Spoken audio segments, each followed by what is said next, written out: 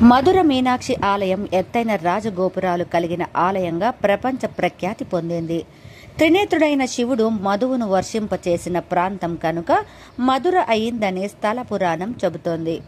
వైగై నదీ తీరంలోని మధురై క్షేత్రమే నటరాజ శివుని రజత నాట్యపీఠంగా పురాణాలు వర్ణిస్తాయి. సౌరమానం ప్రకారం చైత్రమాసంలో మీనాక్షి సుందరేశ్వరుల కళ్యాణం అంగరంగ వైభవంగా జరుగుతుంది. మధురై నగరాన్ని పాండ్యరాజులు పాలించారు. వారిలో మలయధ్వజ పాండ్యరాజుకు సంతానం లేకపోవడంతో అగస్త్య మహర్షి పుత్రకామేష్టి యాగం చేయించాడు. అప్పుడు ఆ రాజ దంపతులకు 3 రొమ్ములున్న బాలిక జన్మించింది. ఈ బాలికకు ఉన్న 3వ రొమ్ము తన భర్తను గుర్తిస్తూనే మాయమవుతుందని ఆకాశవాణి పలికింది. సంతోషించిన రాజు తన తర్వాత పాలకురాలిగా ఆమెను గుర్తించి విద్యలు నేర్పించాడు. ఆమె చుట్టుపక్కల రాజ్యాలపై దండయాత్ర చేసి విజయం సాధించింది. చివరకు కైలాసం స్వాధీనం చేసుకోవాలని బయలుదేరింది. అక్కడ యోగముద్రలో ఉన్న శివుడిని చూసి ముగ్ధురాలైంది. అంతేకాకుండా శివుడిని చూడగానే ఆమె శరీరంలో కూడా మార్పు వచ్చి మామూలు కన్యగా మారిపోయింది. యోగ నిద్ర నుండి మేల్కొన్న శివుడు తన కొరకే జన్మించిన కన్యగా భావించిన ఆమెను వివాహం చేసుకున్నాడు. మీనముల వంటి కన్నులున్న ఆమెను మీనాక్షి పేరుతో పిలిచాడు. పరమేశ్వరుడు అత్యంత సుందరంగా ఉన్నందువల్ల సుందరేశ్వరుడు అనే పేరు ఏర్పడింది. వీరిద్దరూ కైలాసం నుండి భూలోకం చేరి మధురైలో కొలువు తీరినట్లు స్థల పురాణ కథనం. సుందరేశ్వరుడు ఇక్కడ నెలకొనడానికి మరో స్థల పురాణ గాథ కూడా ఉంది. వృత్రాసురుడు అనే రాక్షసుడు చంపడంతో స్వర్గాధిపత్యాన్ని కోల్పోయిన ఇంద్రుడికి సుందరేశ్వర స్వామి తిరిగి సామ్రాజ్యాన్ని ప్రసాదించాడు. మధుర మీనాక్షి ఆలయం ప్రపంచ ప్రఖ్యాతిగాంచింది. సుమారు 283 గజాల పొడవు, 243 గజాల వెడల్పు ఉండే విశాలమైన ఆవరణలో ఉన్న ఆలయం చుట్టూ కోటగోడ లాంటి ప్రాకారం నిర్మితమైంది. 4 వైపులా ఆలయంలోకి ప్రవేశించేందుకు ద్వారాలు, వాటిపైన ఎత్తైన గోపురాలు ఉన్నాయి. ప్రతి గోపురం 9 అంతస్తులను కలిగి ఉంటుంది. పైభాగంలో 9 గోపుర కలశాలుంటాయి. 4 గోపురాల్లో దక్షిణ గోపురం అత్యంత ఎత్తు కలిగిన గోపురం. దీని ఎత్తు సుమారు 160 అడుగులు. నిర్ణీత సమయంలో లోపల తగిన టికెట్లు తీసుకున్న భక్తులు ఈ గోపురం పైకి ఎక్కే అవకాశం కూడా ఉంది.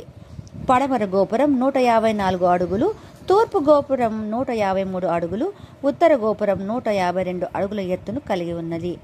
ఈ గోపుర ద్వారాల గుండా ప్రాకారంలోకి వెళ్లగానే లోపల ప్రాకారం దర్శనమిస్తుంది. ఆ ప్రాకారానికి లోపల ప్రధాన ఆలయం ఉంది.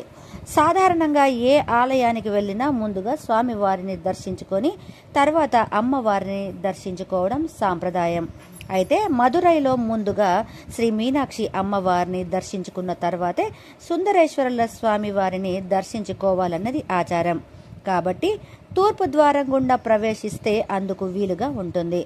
తూర్పు ద్వారం నుండి ప్రవేశిస్తే ముందుగా వచ్చే మండపం అష్టశక్తి మండపం. అందులో వినాయకుడు, కుమారస్వామి, శ్రీ మీనాక్షి అమ్మవారి పరిణయ శిల్పాలతో పాటు అమ్మవారి అష్టరూపాలను దర్శించుకోవచ్చు. అనంతరం మీనాక్షి నాయకర్ మండపం, దాని తర్వాత చీకటి మండపంగా పిలిచే ముదలి పిల్లై మండపం ఉన్నాయి. ఈ మండపాలు దాటగానే కోనేరు కనిపిస్తుంది. దీనికి స్వర్ణ కమల తటాకం అని పేరు. పూర్వం దేవేంద్రుడు స్వర్ణ కమలాలతో శివుడిని ఇక్కడే పూజించి తన పాపాన్ని పోగొట్టుకున్నట్లు ప్రతీతి. అందుకే దీనిని స్వర్ణ కమల తటాకం అనే పేరు వచ్చిందని చెబుతారు. తటాకంలో గల స్తంభాలపైన ఆలయాన్ని నిర్మించిన కులశేఖర పాండ్యన్ విగ్రహం ఉంది. తటాకం తూర్పు వైపు నుండి చూస్తే మీనాక్షి సుందరేశ్వరుల స్వాముల ఆలయ స్వర్ణ కలశాలు దర్శనమిస్తాయి. తటాకానికి పడమటి వైపున ఊంజల్ సేవ మండపం ఉంది. ఈ మండపంలో ప్రతి శుక్రవారం అమ్మవారికి, స్వామివారికి ఊంజల్ సేవ కన్నుల పండుగగా జరుగుతుంది. దాని తర్వాత వచ్చే మండపం చిలక మండపం. దీనికే కిలికాట్టు మండపం అని పేరు. చిలక మండపం తర్వాత అమ్మవారి సన్నిధికి చేరుకోవచ్చు. ముందు ప్రాకారంలో బంగారు ధ్వజస్తంభం, తిరుమల నాయకుని మండపం, ద్వారపాలకులు కొలువు తీరు ఉన్నారు.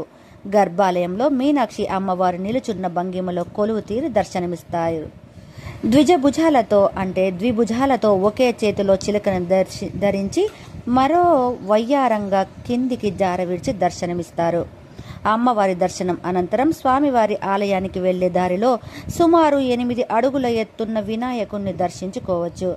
అనంతరం కంబత్తడి మండపం ఉంది. ఈ మండపం మధ్యలో బంగారు ధ్వజస్తంభం, బలిపీఠం, నందీశ్వరులను దర్శించుకోవచ్చు. ఈ మండపంలోని 8 స్తంభాలపై అద్భుతమైన దేవతా శిల్పాలు ఉన్నాయి. సుందరేశ్వరుల స్వామి వారి ఆలయానికి వెళ్లే ద్వారానికి ఇరువైపులా సుమారు 12 అడుగులు ఎత్తున్న ద్వారపాలకులు కొలువు తీరి దర్శనమిస్తారు. ప్రధాన ఆలయంలో సుందరేశ్వర స్వామి లింగ రూపంలో ఉంటారు. ఆలయానికి ఉత్తర భాగంలో కదంబ వృక్షం, యాగశాలలు ఉన్నాయి. స్వామివారి అభయానికి సమీపంలో కాశీ విశ్వనాథ స్వామి, సరస్వతీదేవి, ఇతర దేవతలుంటారు.